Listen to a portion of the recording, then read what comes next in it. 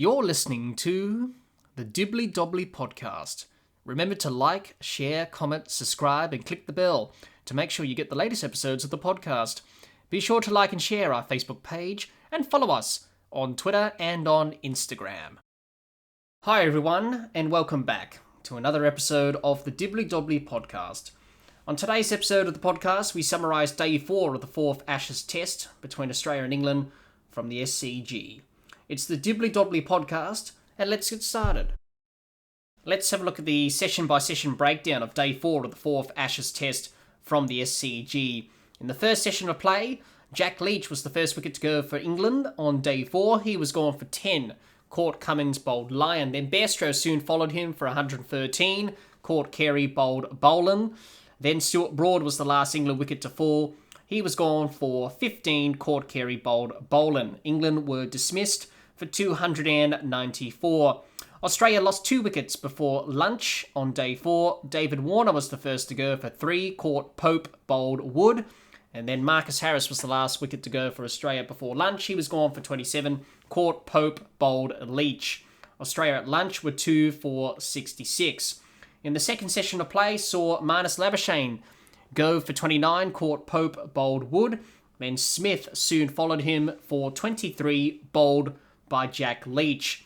Khawaja and Green brought up the 50 partnership for the 5th wicket to see Australia at tea 4 for 149. In the final session of play on Day 4, saw Khawaja and Green bring up their half centuries and also bring up the 100-run partnership for the 5th wicket. Khawaja and Green brought up the 150 partnership for the 5th wicket, and then Usman Khawaja brought up his 2nd century of the Test match. Cameron Green soon followed after that. He was gone for 74. Court Root bowled by Leach. And Khawaja and Green added 179 runs for the 5th wicket partnership. Alex Carey was the last Australian wicket to fall. He was gone for a duck caught by Pope, bowled by Leach. And Australia declared 6 for 265 in their second innings. England at stumps are none for 30. They trail by 358 runs with Crawley 22 not out, and Hamid 8 not out. My thoughts on the day: I thought it was a great day for Australia.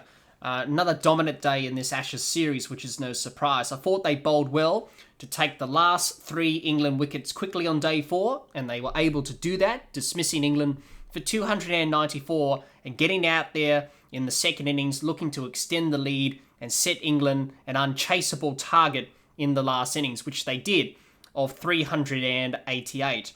Australia in a bit of trouble in their second innings. They were 4 down for 86. They lost Warner for 3, Harris for 27, Labuschagne for 29, and Smith for 23. 4 down for 86 after 29 overs. In a bit of trouble in their second innings, Australia.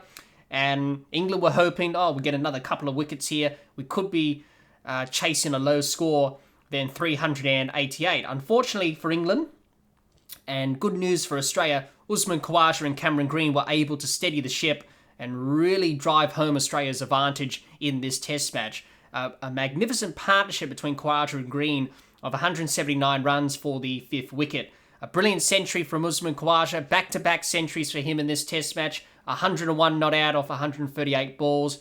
He was outstanding. What a comeback story from Usman Khawaja. A lot of years out of the team, he comes back into the team to replace Travis Head due to unforeseen circumstances, and he made the most of his opportunity, scoring back-to-back centuries. He looked effortless at the crease. He was elegant in that laconic style that we associate with Khawaja. He made batting look so easy, and that's what Khawaja does. He makes it look so easy, but it's not easy batting at test level. But Khawaja, he seems to make it look so easy.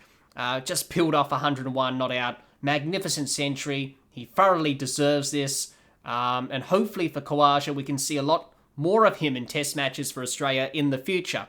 So it's going to be a very tough decision for the selectors to make, especially going into the last Test match of the series in Hobart, if Khawaja retains his spot.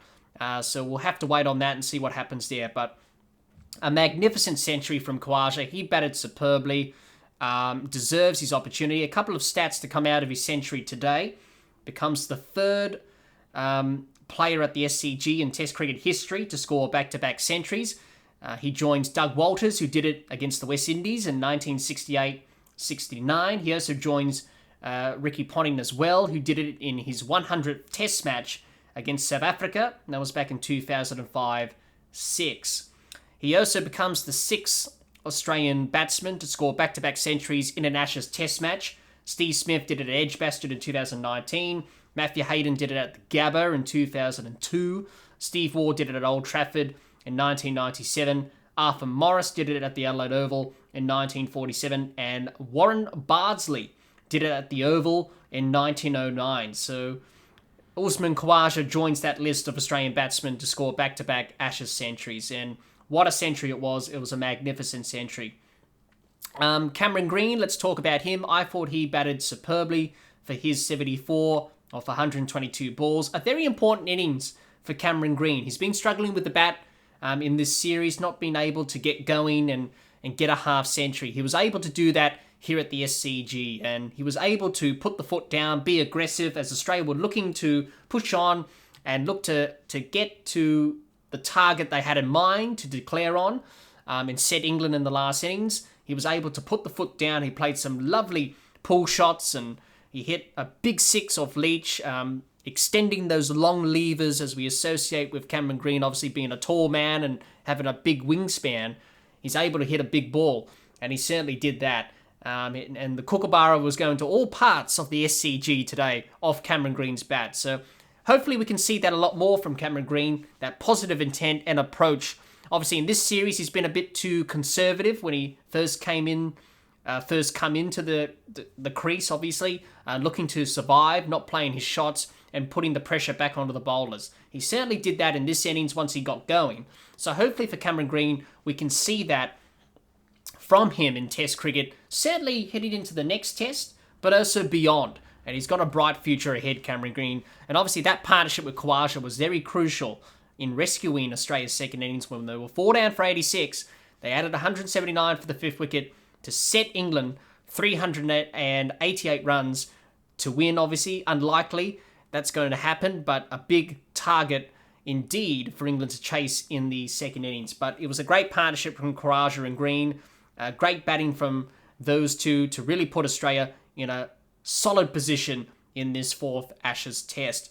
Let's have a look at England's performance and talk about them quickly in this summary of the day's play. A tough day for England again with the ball especially, but with the bat being bowled out for 294, they weren't able to make the job harder for Australia. Not much fight and resistance. They were knocked over pretty quickly at the start of the day's play to get bowled out for 294. With the ball, they found it a bit tough. They had Australia 4 down for 86. They weren't able to capitalise on that opportunity. Obviously, struggled with the ball. Australia was scoring runs at a rapid rate. Pretty much England were waiting for when Australia were going to declare, obviously, because England, their chances of winning this match are very slim. Their chances of drawing the match are slim as well. It's going to be a big effort for them to try and draw this Test match. But the bowling toiled hard. They fought hard. Jack Leach bowled well for his 4 wickets for 84 runs from his 21.5 overs. Mark Wood was outstanding again, bowled good pace, picked up 2 wickets for 65 from his 15 overs. And the other bowlers, Anderson, Broad, Root and Milan, went for runs and didn't pick up any wickets. So it was another tough day for England in the field. They toiled hard, they fought hard, but there's going to be a bigger challenge for England in this match, and that's trying to save the Test match in the second innings. It's going to be a very difficult task for them. But for England, tough day for them. But overall, it was Australia's day again, and they're firmly placed to win this 4th Ashes Test from the SCG. What can we expect from both teams headed into Day 5? Well, pretty much it's simple for both teams in terms of what they need to do on Day 5. For Australia, they will be looking to get the 10 wickets to win the Test match. They need to stay patient and bowl a consistent line and length and build pressure with dot balls and maidens. And if they can do that, they will be able to take the 10 wickets to win the Test match and go 4-0 up in the series. For England, they'll be looking to survive the day if they can. But it won't be an easy task up against the Australian bowlers. They need to show that fight and resilience like they did in the first innings, England, to be able to try and draw this test match. But it won't be an easy task for them. But for England, and certainly for England fans, they'll be hoping that England offers a bit of fight and resistance in the second innings. It won't be an easy task up against the Australian bowlers, but they need to show that fight and resilience. Well, that's all the time we have for this episode. Be sure to subscribe and click the bell to get the latest episodes of the podcast, and like and share our Facebook page, and follow us on Twitter and on Instagram. Until next time, keep safe, and bye for now.